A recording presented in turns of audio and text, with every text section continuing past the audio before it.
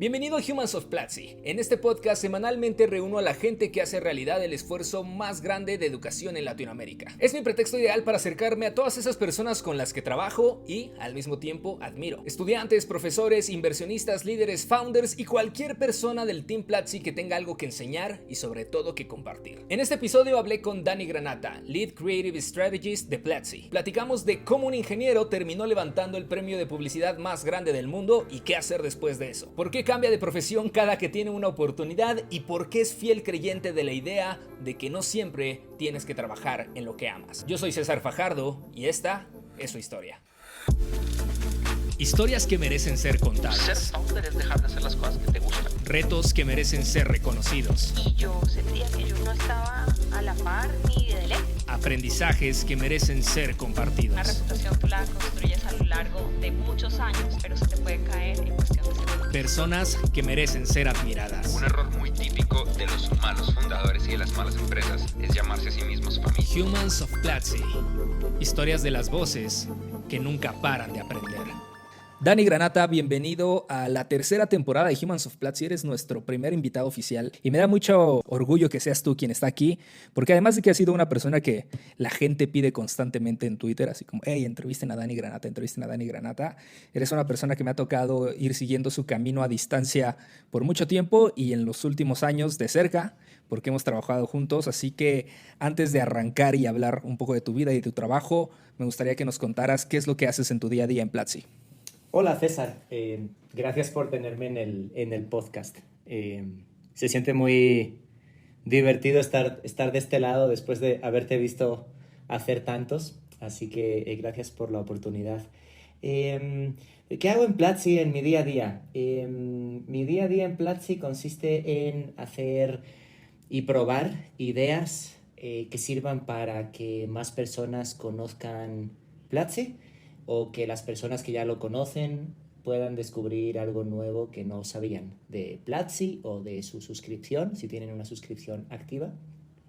Y eso pues es a muchos niveles, desde a lo mejor un simple post en el blog de Platzi, o a lo mejor es mandar un email, o a lo mejor es bajarnos a la calle con un cartón a interactuar con la gente. Lo cuento en tiempo presente porque espero volver a poder hacerlo.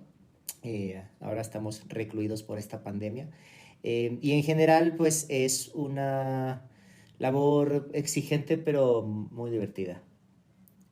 Oye, tú tienes una historia, bueno, tienes muchas historias y por eso tengo problemas sobre qué va a tratar este podcast, pero una de las historias que a mí más me han volado la cabeza y creo que quisiera arrancar por ahí es que nos confieses que tu nombre no es Granata.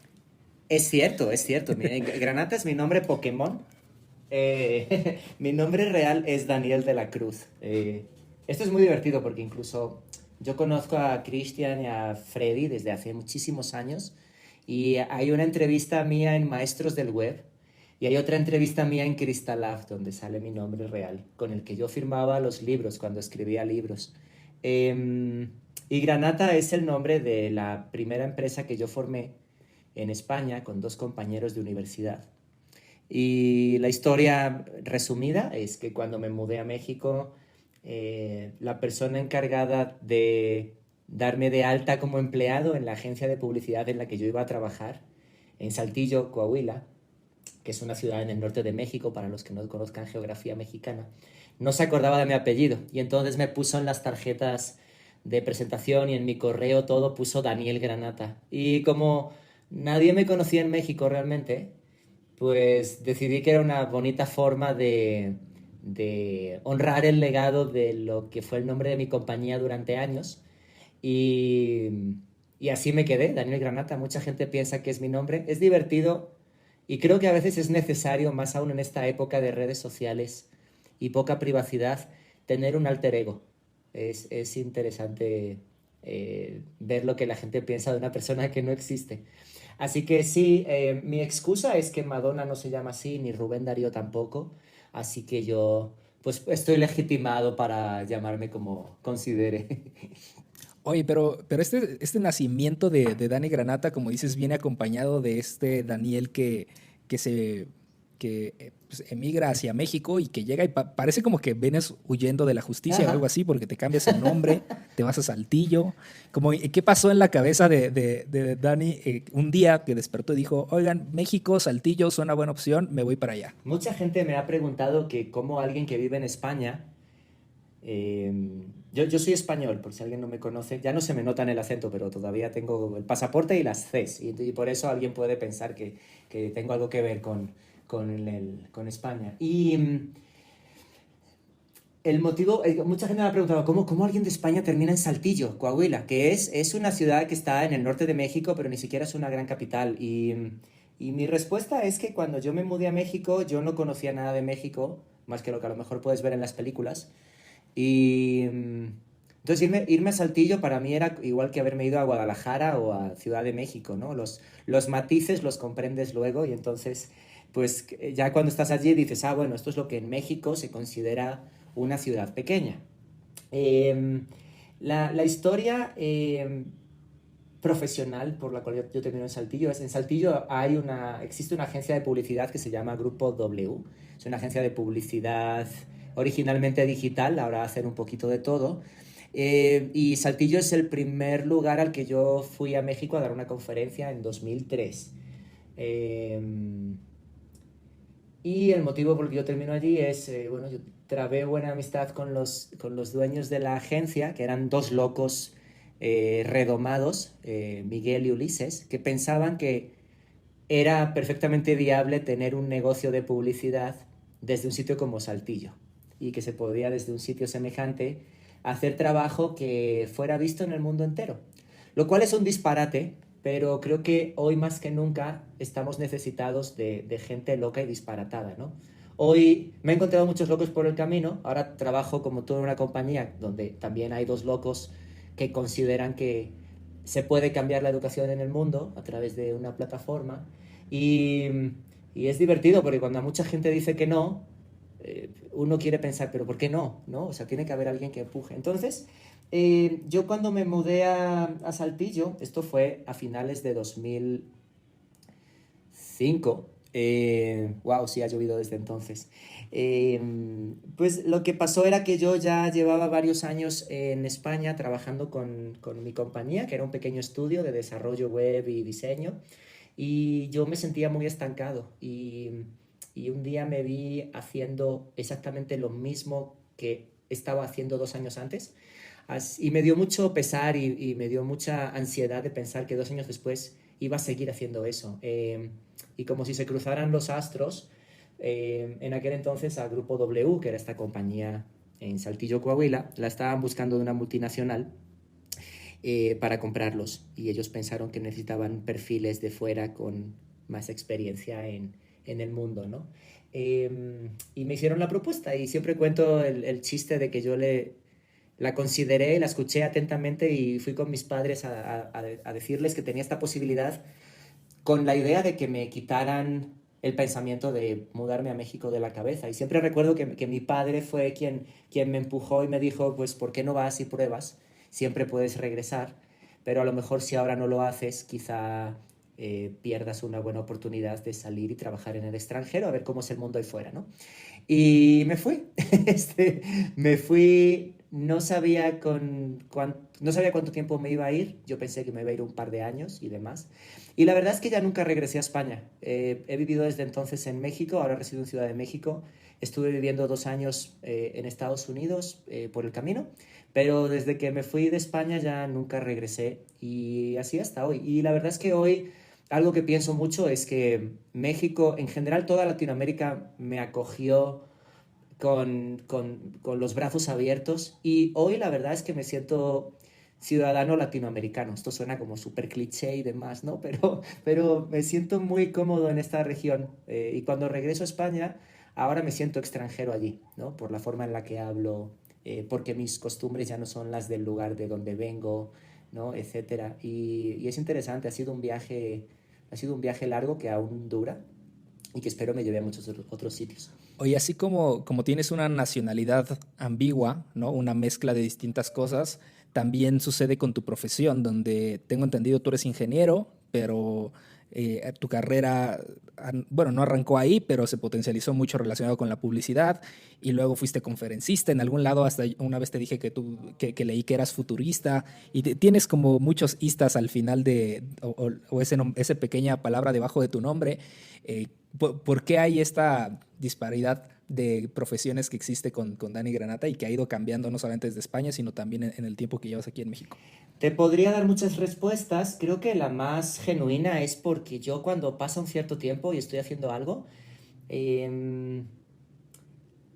me aburro, siento que necesito aprender algo nuevo. Siento que mi cabeza es una especie de caldero donde voy agregando cosas.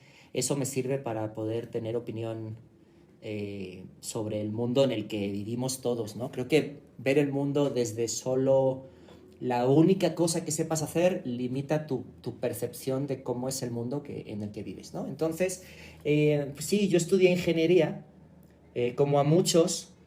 Yo también me vi obligado a elegir cuando tenía 17 años, en la época en la que más granos tenía en la cara y más inmaduro era. Me vi obligado a escoger algo que se suponía iba a hacer el resto de mi vida. Y la verdad, en la universidad a mí me fue fatal, pero aprendí a programar. Y eso es algo que cuando luego descubrí las herramientas de creación multimedia y demás, me sirvieron para poder poner en práctica lo que había aprendido en un contexto en el que sí me interesaba practicar, ¿no? Sobre todo porque me hace mucha ilusión esta idea de que cuando tú estás viendo un sitio web o estás haciendo algo que tú has programado y hay una especie de conexión entre la persona que lo programa y la persona que lo está usando, ¿no?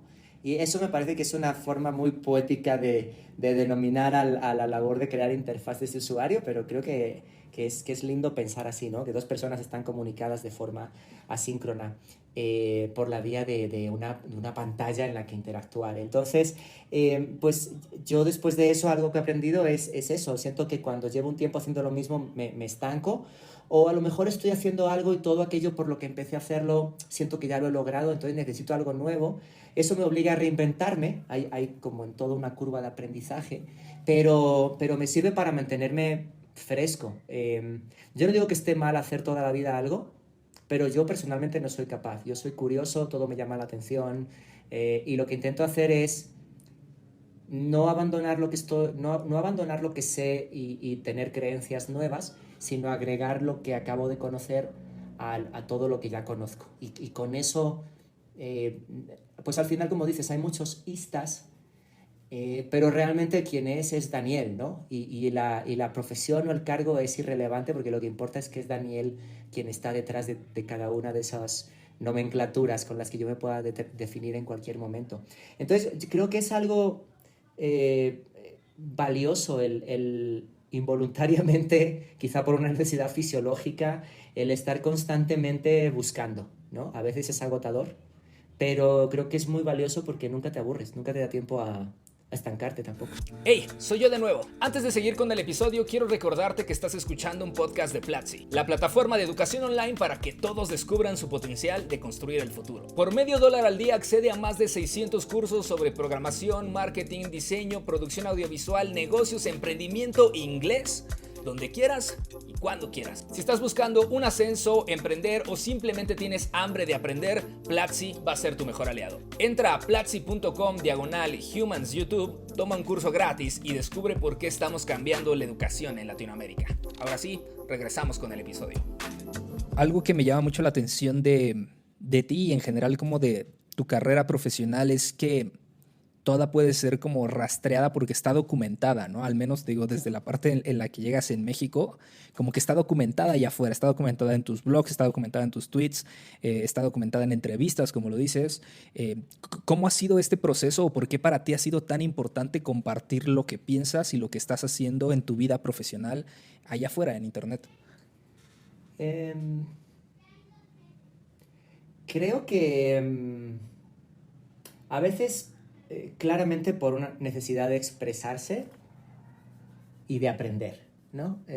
Yo, por ejemplo, yo tengo un blog y cuando el blog yo no escribo en mi blog para nadie, yo escribo para mí, para ordenar lo que pienso.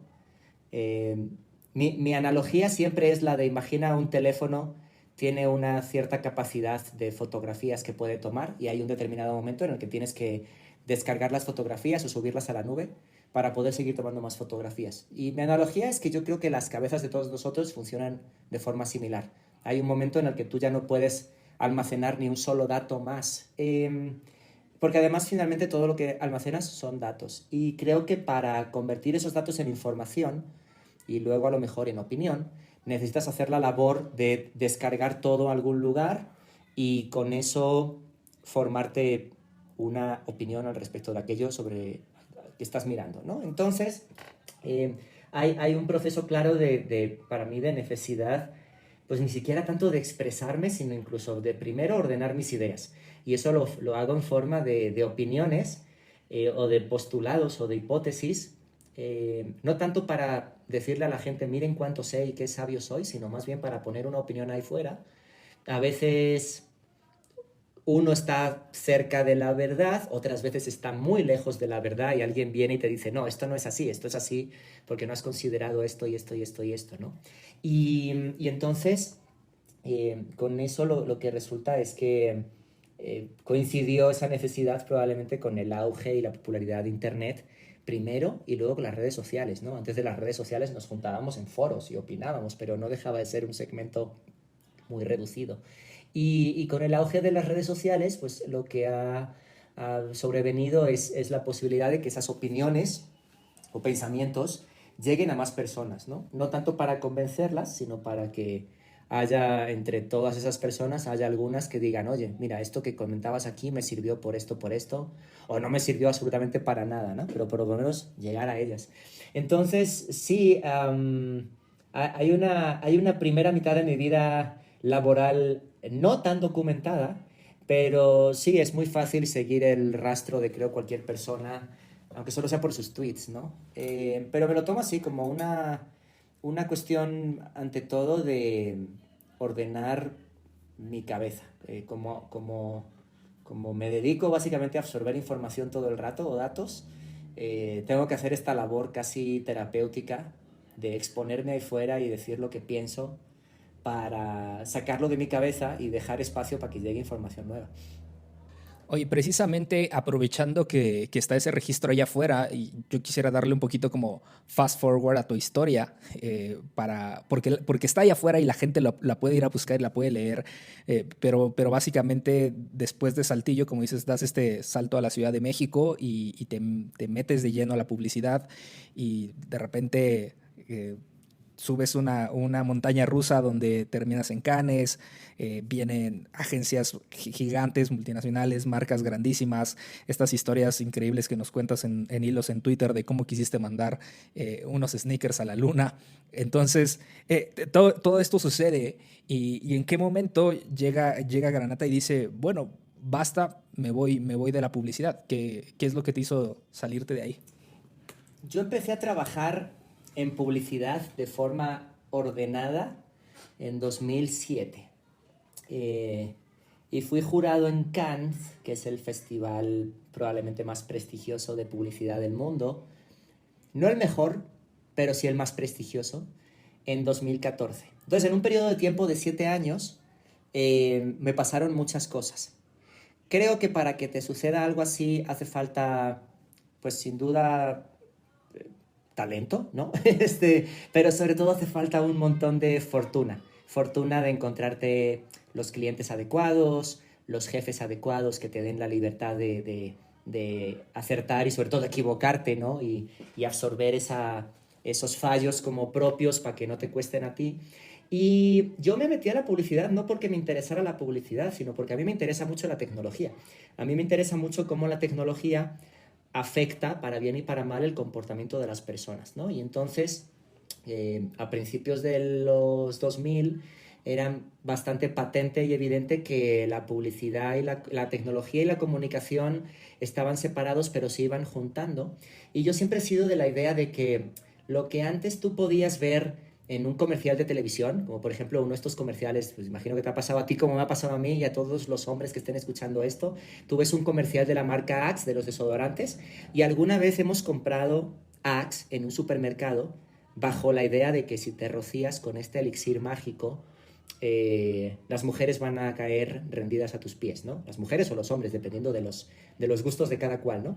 Y a mí siempre me pareció que a través de la tecnología la publicidad podía ofrecer a los consumidores de esos productos no solo un anuncio contado a través de 30 segundos de televisión, sino que les podía ofrecer una experiencia donde el usuario pudiera vivir aquello que antes solo veía, ¿no?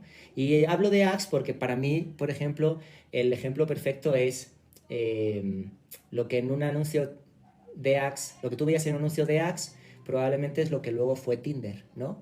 Para mí es muy complicado de pensar por qué Tinder no está patrocinado por Axe hace unos años, ¿no? Ahora la marca ya cambió su posicionamiento y demás. Pero mi idea de que la publicidad pudiera ser algo que la gente experimenta y no solo que consume, es algo que siempre me atrajo mucho. Y mi periplo en la publicidad siempre tuvo que ver con intentar poner a prueba esto, intentar poner a prueba que esto podía ser así, que en la intersección de marketing y la tecnología había un montón de oportunidades para hacer que la gente experimentara cosas que a través de un anuncio de televisión no puede. Y entonces eso fue a lo que me dediqué y llegó un día en el que me vi en el Festival de Cannes con otros 29 jurados de la categoría que yo estaba juzgando. Yo fui a ese festival con muchas dudas y pensé que allí iba a encontrar las respuestas a todas mis preguntas. Y lo que llegué lo que sucedió fue que llegué y vi a un montón de gente con las mismas dudas que yo. O sea, las diferencias, unos ganaban mucho más sueldo que otros, cada uno tenía orígenes geográficos y culturales completamente distintos, pero las dudas eran esencialmente las mismas al respecto de qué va a pasar de aquí en adelante con el mundo de la publicidad. Y yo en ese entonces ya sentía que había probado que lo que yo pensaba se podía hacer, ¿no? Y entonces, pues en esa cuestión que yo siempre tengo de seguir buscando, pensé que el camino en el que yo me había adentrado en mi carrera publicitaria se parecía muy poco al motivo por el que había iniciado en ella. Y entonces ya no me reconocí. O sea, como que toda esta cosa de el personaje publicitario dentro de una industria muy reducida, ¿no? Pero que es famoso dentro de una industria por tal o cual motivo y demás, ya no me gustó tanto. Y entonces tomé otro rumbo, fundé una consultora con un amigo. Pero en sí tiene que ver también con eso, con lo que te comentaba anteriormente, con que llega un punto en el que siento que ya no pertenezco a ese lugar. Y entonces creo que hay gente que se queda en los lugares. Yo decido irme. Yo sí me tiro por la borda del barco y voy a buscar otro barco nuevo. Oye, y esto después, te digo, entras a esta nueva faceta, como dices, como de consultor, también donde te vimos dando, creo que más conferencias que nunca probablemente. Creo que fue la primera vez que coincidimos ahí precisamente en algún PlatziConf con una de tus charlas, tal vez de las más polémicas.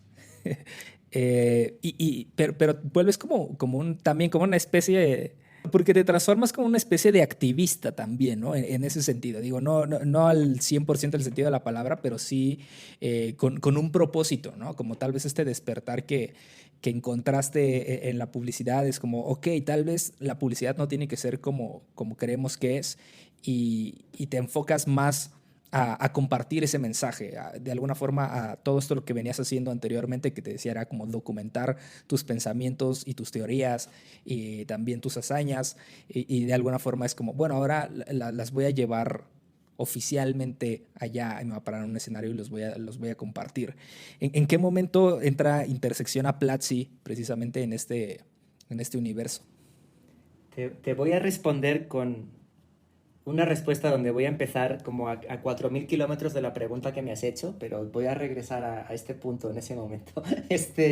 A mí, una cosa que me ha pasado a veces es que me han preguntado, oye, ¿quiénes son tus ídolos?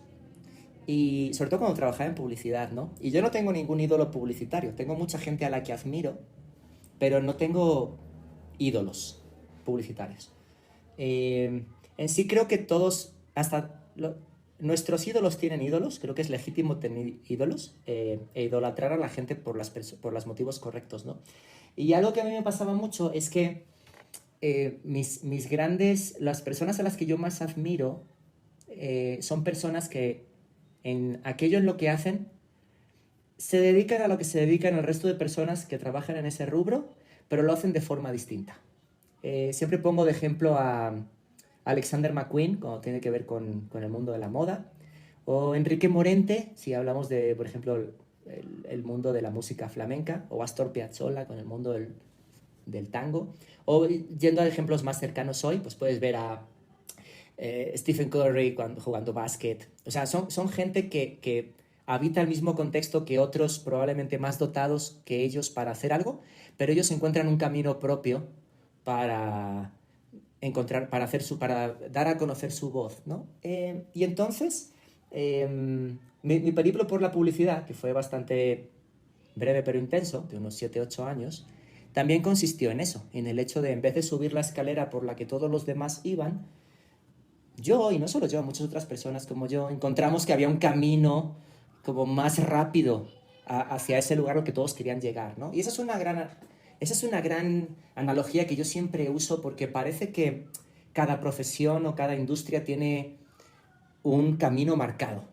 Y probablemente es cierto hasta cierto punto, pero hay un punto a partir del cual puedes inventártelo tú, ¿no? Entonces yo, después de que dejé la publicidad, como te comentaba antes, me mudé a Estados Unidos, acabé trabajando en una agencia de publicidad porque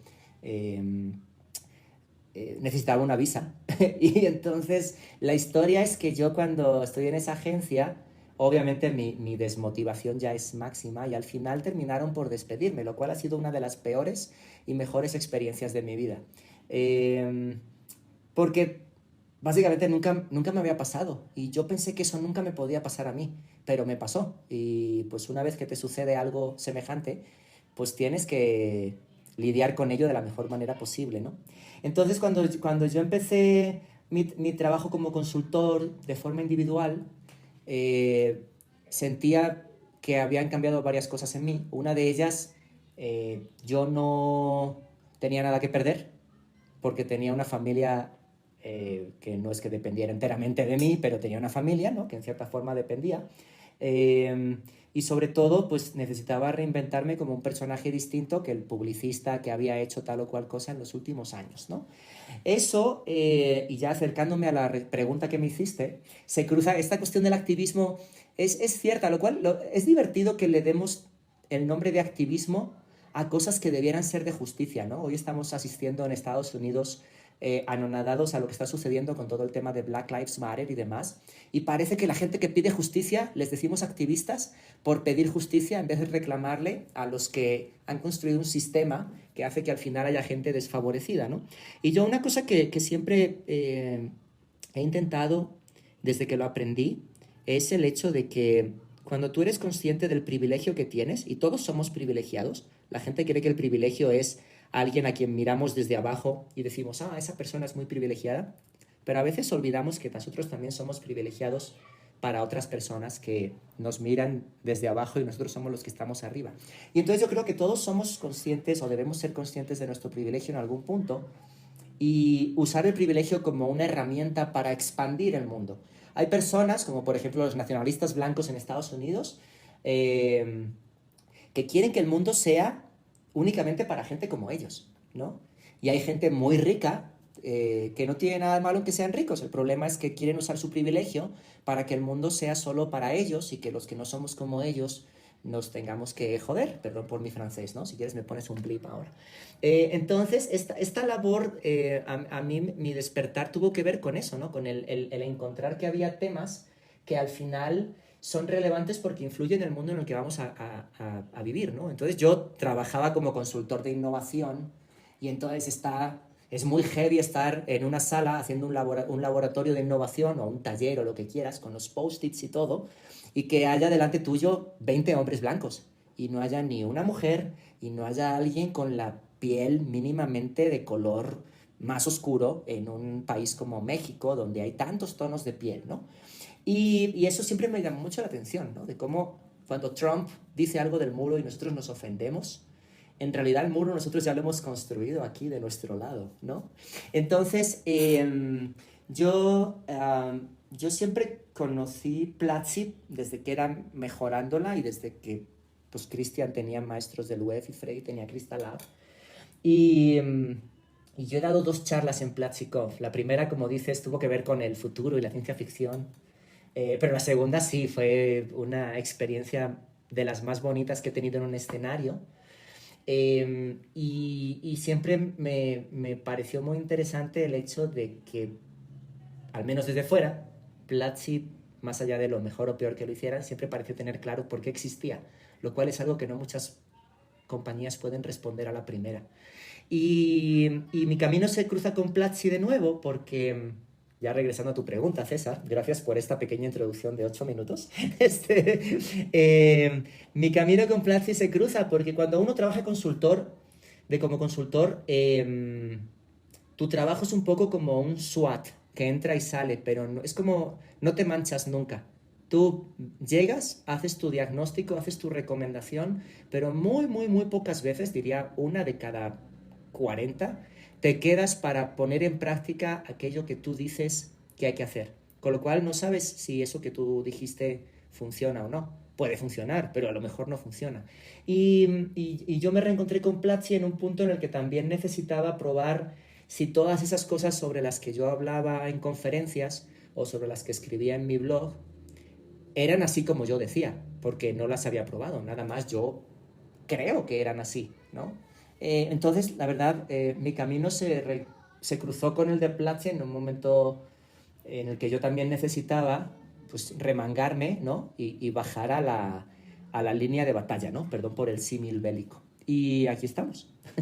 Esa es la respuesta corta.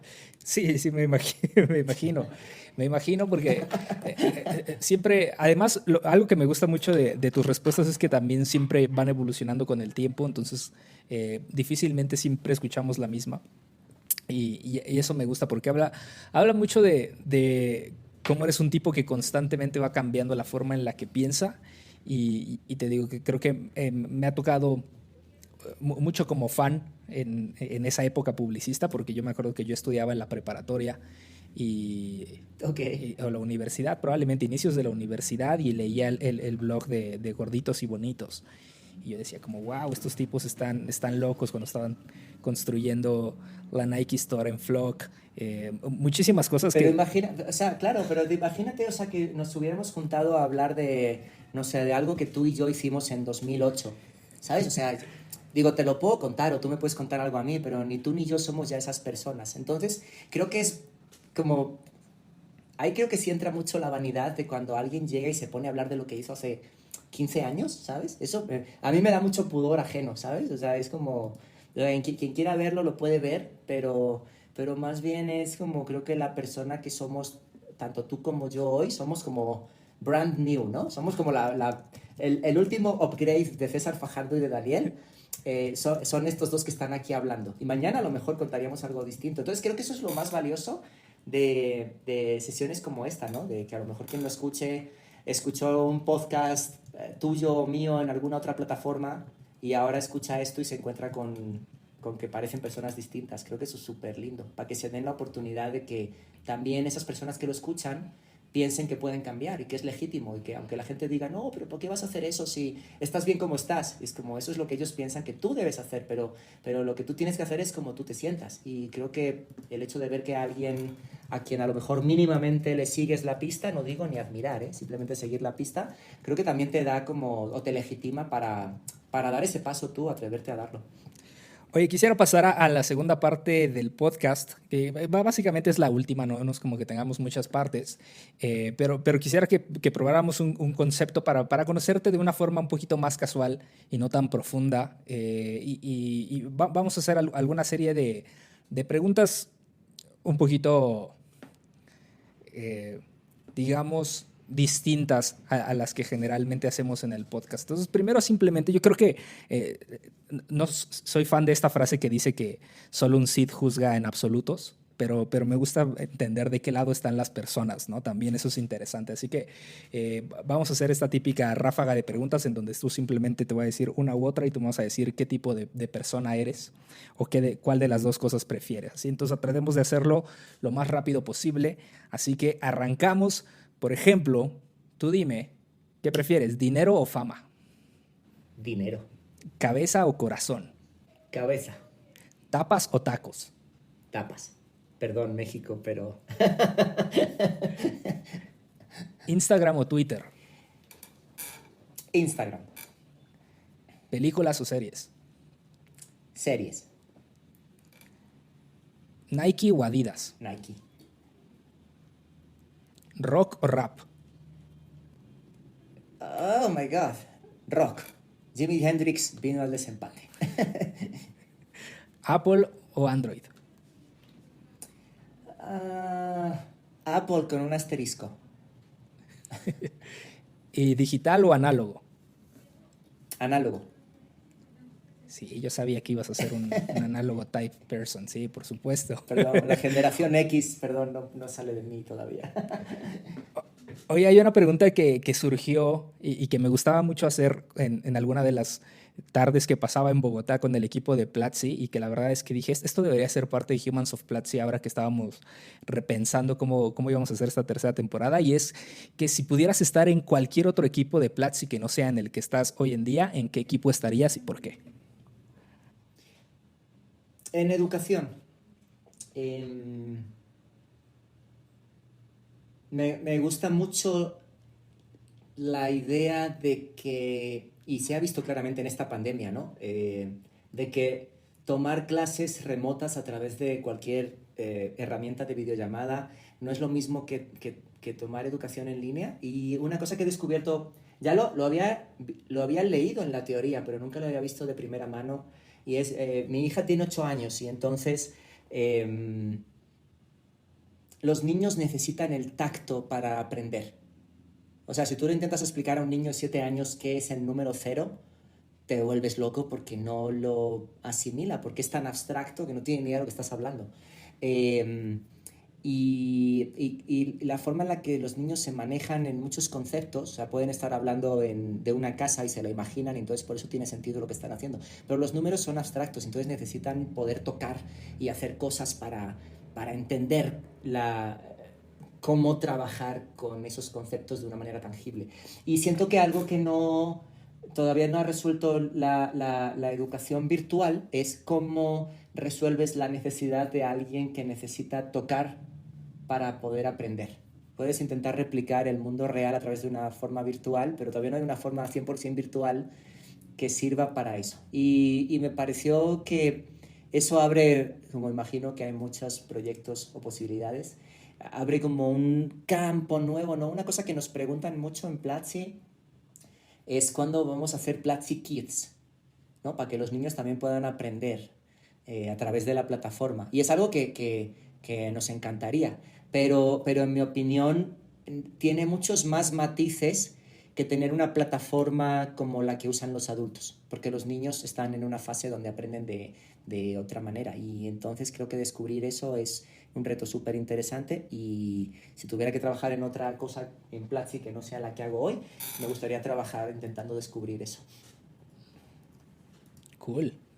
La verdad es que creí que ibas a decir ingeniería. Me sorprendió esa respuesta. No, es un mundo, el mundo de los ingenieros es un mundo muy heavy. Voy a decir algo a la vez polémico y reconfortante, pero yo siento que los ingenieros en general tienen el lado izquierdo del cerebro demasiado desarrollado para mí, o yo tengo el lado derecho del cerebro demasiado desarrollado para ellos. Entonces, aunque creo que yo puedo hablar su idioma, no sé si podría trabajar a ese nivel. Es un nivel muy, muy sofisticado. Y yo, la verdad, como te dije antes, involuntariamente yo he trazado mi vida como una metáfora de lo que luego me ha pasado, ¿no? O sea, estudié en ingeniería, pero lo que me interesa es cómo la gente usa aquello que se construye. Entonces creo que desde esa perspectiva hay gente mucho más capacitada que yo para habilitar a las personas a hacer. Pero me parece súper interesante el hecho de descubrir cuál es el contexto de interacción de una persona con esa herramienta. Y entonces eso es educación. Oye, esta puede parecer una pregunta muy fuera de contexto, pero me interesa saber tu respuesta. Y es sobre esta perspectiva de que tendrías que trabajar en lo que amas. ¿Tú crees que deberías de trabajar en lo que te apasiona? O sea, en lo que amas, ¿ese debería ser tu trabajo? Hace unos años había una frase muy cliché en publicidad que era haz lo que amas. De hecho, era cliché en publicidad y en muchos cafés de estos coworking spaces y demás, ¿no? Y yo creo que no. Yo creo que eso es muy peligroso por varios motivos. Uno es que si haces algo porque lo amas y es tu hobby, cuando lo vuelves un trabajo, pues un trabajo tiene cosas buenas y tiene cosas malas, ¿no? Entonces, cuando algo que haces por hobby lo vuelves una obligación, de la que además dependes, se vuelve peligroso.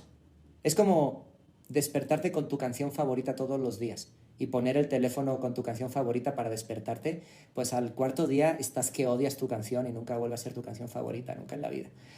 Entonces esa es una. Y la segunda es que yo creo que uno tiene que ser lo suficientemente disciplinado para amar lo que hace. O sea, no es haz lo que amas, es ama lo que haces. Si tú amas lo que haces, no tiene por qué suceder al instante, sino que puede desarrollarse con el tiempo, e incluso viendo que cuando haces algo que al principio no te apasionaba tanto, pero que lo haces mucho mejor que el resto de gente que te rodea, también te da como un pequeño subidón de endorfinas, ¿no? Y de ego, y de la posibilidad de ser el primero o la primera en un área específico que logra tal o cual cosa, ¿no? Entonces yo creo que si tú consigues amar lo que haces, te va a ir muy bien. Si haces lo que amas y quieres vivir de ello, no tiene por qué irte tan bien. Digo, o sea, a mí me encanta cantar, pero canto fatal. Entonces, pues puedo hacer lo que amo muchísimo, pero ese es un sueño que no lleva a ningún sitio. Lo que creo también es que cuando amas lo que haces o lo buscas, también llega un punto en el que uno tiene que ser honesto consigo mismo y decir, esto no es lo que mejor hago. Quizá debiera hablar con la persona a la que reporto y descubrir si puedo hacer algo que se asemeje más con algo que yo pueda hacer bien, ¿no? Yo, en mi anécdota personal, pues yo cuando llegué a Platzi, mi cargo era Head of Marketing, lo cual suena muy bien y se ve muy bien en LinkedIn y en las plequitas estas donde sale el nombre en Platzi Live. Pero después de varias charlas y de situaciones con Cristian y con Freddy llegamos a la conclusión honesta de que eso no es lo que mejor hago yo. Yo lo que mejor hago y en lo que más puedo ayudar a Platzi es en crear, ¿no? Y en crear ideas que nadie más podría tener, salvo yo, en Platzi, ¿no? Entonces adecuamos mi rol a algo que se asemeje más a aquello en lo que yo puedo hacerlo bien. Y además lo puedo hacer mejor, ¿no? Puedo amar lo que hago, porque hay cosas de mi trabajo que me encantan y no se discuten, y hay otras que me cuestan un poco más porque tengo que hacer el esfuerzo de hacerlas de esa manera, pero aprendo a amarlas porque me doy cuenta de que haciéndolo así, pues soy mejor en aquello que hago, ¿no? Entonces, respondiendo también de forma muy breve a tu pregunta, creo que haz lo que amas es una mentira que no debieran hacer. Creo que tienen que amar lo que hacen. Y si en lo que hacen son definitivamente muy malos o muy malas, cambien, busquen otra cosa. Una en la que puedan mejorar y ser buenos y llegar a amarlo. Oye, para cerrar voy a entrar a las preguntas tradicionales del podcast que para estos nuevos episodios crecieron un poquito, se agregaron un par. Y una es una especial porque por varios episodios precisamente discutimos y antes de que Cristian dijera como fuck it, yo te voy a entrevistar y vamos a hacer Humans of Platzi de Fajardo, la forma en la que a mí se me había ocurrido que podíamos hacer que pasara era precisamente que cada invitado que viniera a este podcast me hiciera una pregunta a mí, la que quisiera, solo una, y que yo la respondiera. Entonces, esa es mi siguiente pregunta. ¿Qué me preguntarías a mí? Wow, es una gran pregunta y realmente no tengo ni idea. Como me siento a tu lado, siento que todo lo que te tengo que preguntar te lo pregunto.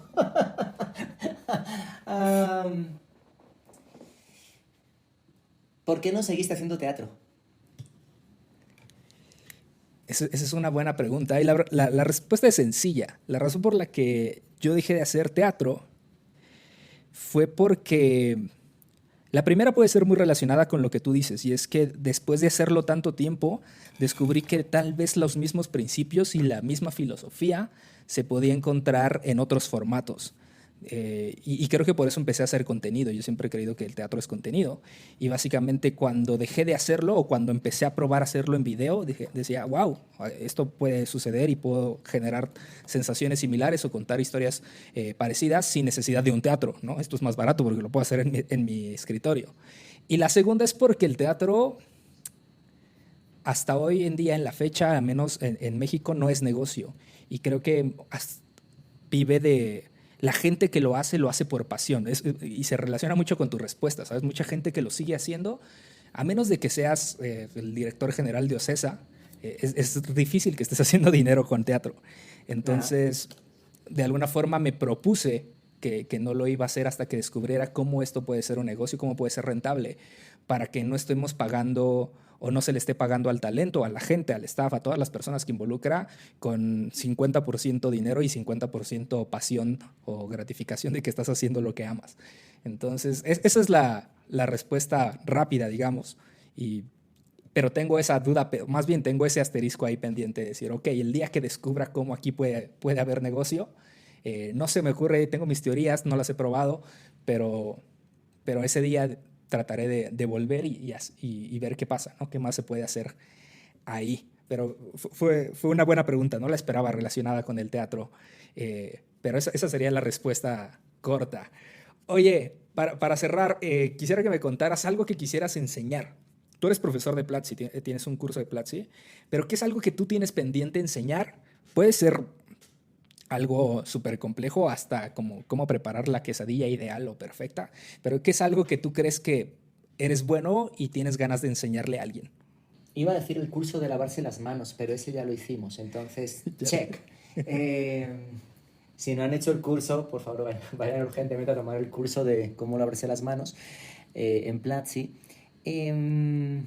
La verdad no lo sé.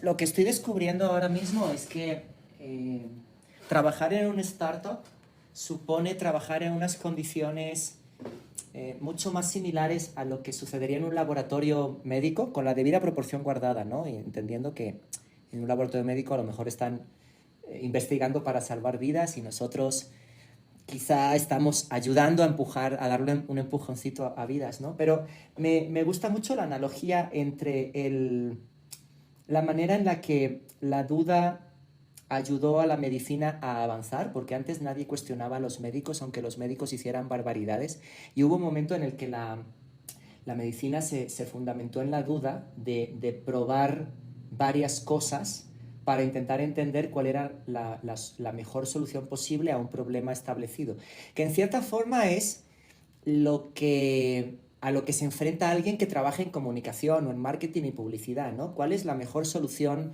para conseguir que más personas lleguen o que más personas se queden o que más personas hagan tal o cual, ¿no?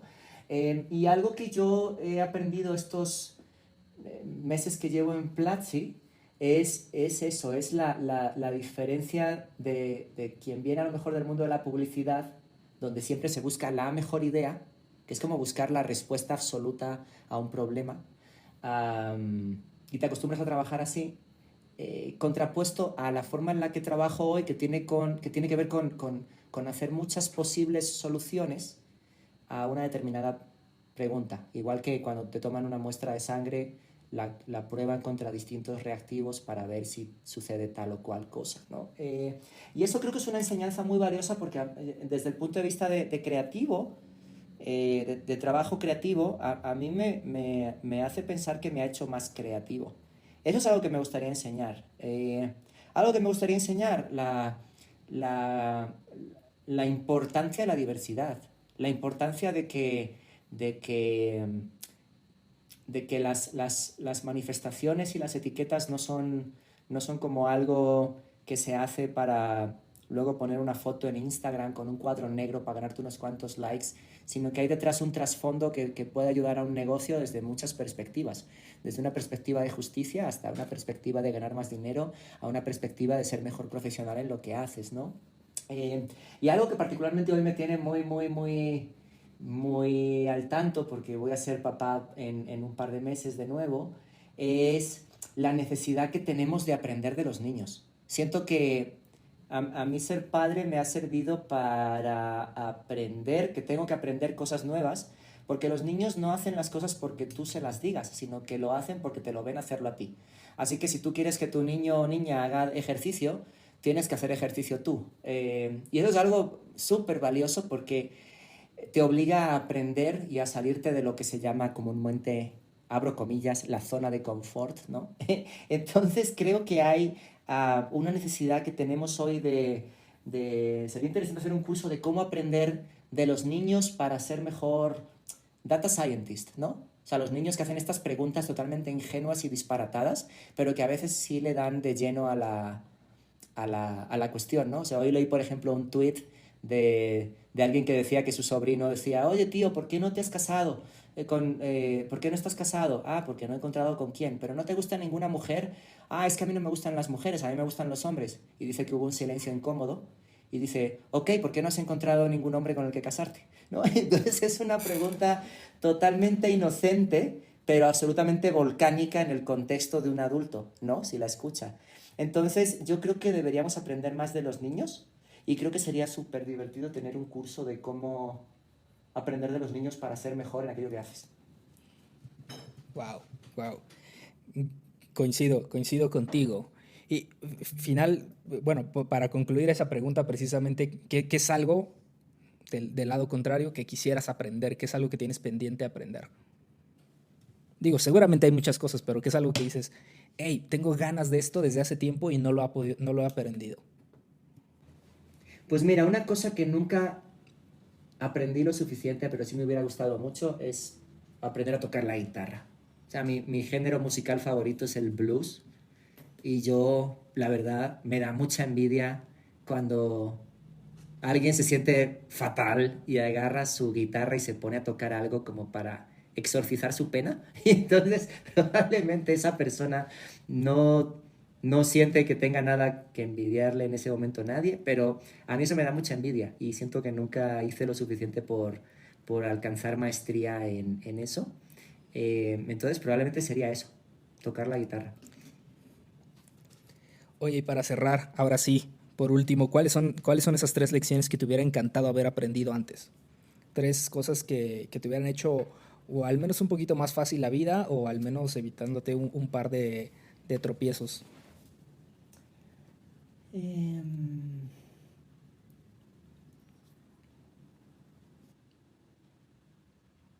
Wow. Lecciones de la vida. Wow. Bueno, yo crecí como hijo único, eso no te ayuda. Lo que muchos personas, no sé, tú con tu hermano, por ejemplo, ¿no? Aprendieron a los 6, 8 años, yo lo tuve que aprender a los 30, ¿no? Entonces, eso es algo que no tiene remedio, pero es una lección que la vida me ha ido dando. Cuestiones que tienen que ver con el compartir, con el relacionarse. Yo digamos que he sido bastante escueto en mis afectos y en cómo yo reparto la emoción. Soy muy quirúrgico muchas veces. Siento que a veces he sido demasiado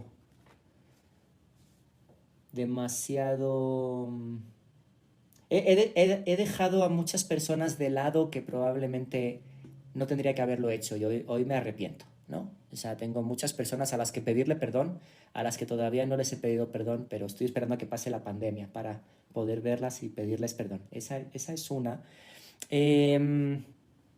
Otra es no confiar en mí lo suficiente. Creo que el síndrome del impostor es algo muy cierto. Creo que si alguien no me conoce de nada y escucha las cosas que has dicho de mí, no sé qué impresión tengan de mí, pero a lo mejor tienen la impresión de que soy alguien a quien admirar y probablemente he hecho cosas admirables y otras nada, totalmente mediocres, ¿no? Como todos. Pero durante toda mi vida siempre he tenido como esta sensación de dudar de mí. Eso obviamente cuando no tienes trabajo y tienes que buscar la supervivencia, se te olvida porque no tienes absolutamente otro camino más que seguir hacia adelante, ¿no? Pero en otras ocasiones sí creo que he dudado de mí más de lo que debería. Y un consejo que yo le daría a todo el mundo es que piensen que, aunque crean que no, hay alguien que en este momento les admira. Y solo por eso ustedes tienen un compromiso de ser la mejor persona o mejor profesional que puedan ser para esa persona. O sea, Michael Jordan decía que él todos los partidos que jugaba los hacía jugando al 100% y entregando el 100% de su capacidad, porque él decía, yo no quiero que alguien llegue a este estadio en el que van a jugar hoy los Chicago Bulls y esa persona me venga a ver por primera vez y no me vea a dar el máximo y no vea lo mejor de mí. Tengo que esforzarme para ser lo mejor de mí. Entonces, creo que todos nuestros ídolos tienen ídolos y a lo mejor quien esté escuchando esto piensa que no, pero es el ídolo de alguien y tiene que honrar eso y ser la mejor persona y el mejor profesional que pueda ser para seguir dando el ejemplo. Entonces, esa es otra. Y la tercera, yo me he ido de muchos lugares cerrando la puerta de golpe, dando un portazo. Esto es metafórico, ¿no? pero siento que independientemente de que te vaya mejor o peor en la vida o en un trabajo, salvo que sea una situación particularmente excepcional de dolor, o sea, si alguien te pone la mano encima, sal de ahí huyendo y nunca regreses, ni voltees atrás, ni tengas remordimientos. Pero yo siento que muchas veces me he ido de lugares armando un alboroto que no era para tanto realmente y que cuando ahora miro para atrás digo, o sea, qué vergüenza, Daniel, haberte ido de esta manera, ¿no? Como qué pena ajena me das de haberte ido así porque no era para tanto realmente. Entonces yo diría que no quemen sus puentes cuando se vayan de un lugar. Siempre mantengan las puertas abiertas, porque cuando te vas de un sitio al final, pues básicamente lo que te están diciendo es, pues no eras la mejor persona para este trabajo o eres demasiado bueno para nosotros, pero no te lo podemos decir así, pero nunca es personal. Entonces creo que si tienes que cortar relaciones con una persona, que sea porque realmente esa persona te ha hecho algo muy grave y no nada más porque tuvieron un desencuentro con laboral o profesional. Genial. Genial, pues muchísimas gracias, Dani. Creo que fue una muy buena charla, que fue un gran primer episodio de esta nueva temporada. ¿Cuál es tu curso preferido de Platzi? ¿Cuál es el curso que siempre le recomiendas a cualquier persona que te encuentras en la calle y que estás tú con un cartón en medio de Reforma diciendo, pregúntame qué es Platzi? Y te dicen, ¿qué puedo estudiar ahí? ¿Cuál es el curso que tú recomiendas? Ahora mismo recomendaría el último curso que lanzó Freddy, el de curso de tecnología para directores y gerentes no técnicos. Creo que cualquier curso que te explique los fundamentos tecnológicos alrededor de los cuales el mundo está hoy construido es necesario, ¿no? Entonces te podría decir digo, es como el básico de Platzi, porque además es gratuito, ¿no? El curso de Freddy de fundamentos de programación. Te diría que de tecnología para directores y gerentes no técnicos. Y yo, honestamente, estoy muy orgulloso del curso que hice. Creo que es un curso que me gusta porque es atemporal. No depende del año en el que lo tomes, sino que habla de cómo puedes planificar mejor tu vida en los años futuros. Y en esta pandemia creo que se ha puesto también muy relevante, ¿no? El hecho de intentar entender cómo hemos llegado aquí y qué podemos hacer de aquí para adelante, ¿no? Entonces de cómo prepararte profesionalmente para el futuro, también creo que es un buen curso. Entonces si tuviera que recomendar uno, no me caso con ninguno, pero cualquiera de esos tres te pueden servir muchísimo. Perfecto, pues muchísimas gracias, Dani. ¿Algún lugar donde la gente que no te conozca pueda seguir tu trabajo? Digo, ya hablamos de gorditosybonitos.com, pero ¿dónde más pueden darle seguimiento? Ese es mi blog. Tengo un Twitter, tengo un Instagram, es Dani Granata, con I latina, una N y doble T. La verdad disfruto más Instagram, pero en Twitter pongo cosas que pienso más. Y a veces pongo hilos también de cómo queremos lanzar unos tenis al espacio sin lograrlo. Pero sí, muchas gracias a ti por la oportunidad. Ha sido un placer estar aquí y sí, fue muy buena la charla. Me gustó mucho. Gracias por escuchar un episodio más de Humans of Platzi. Si llegaste hasta este punto, quiero pedirte un favor, y es que vayas a mi cuenta de Twitter, @FajardoCesar, y me compartas qué es lo más valioso que aprendiste de este episodio. También quiero recordarte que este esfuerzo se hace semanalmente y que se publica en el podcast de Platzi, disponible en Spotify, SoundCloud, Google Podcast, Apple Podcast, cualquier plataforma de streaming de audio. Así que si te interesa conocer más historias como esta, no esperes a la próxima semana. Ya hay más de 40 episodios disponibles en ese podcast, que te dejo el link en la descripción. Si te gustó el episodio, te pido que lo compartas en tus redes sociales utilizando el hashtag PlatziPodcast, y nos vemos en un próximo episodio con más historias de voces que nunca paran de aprender. Adiós.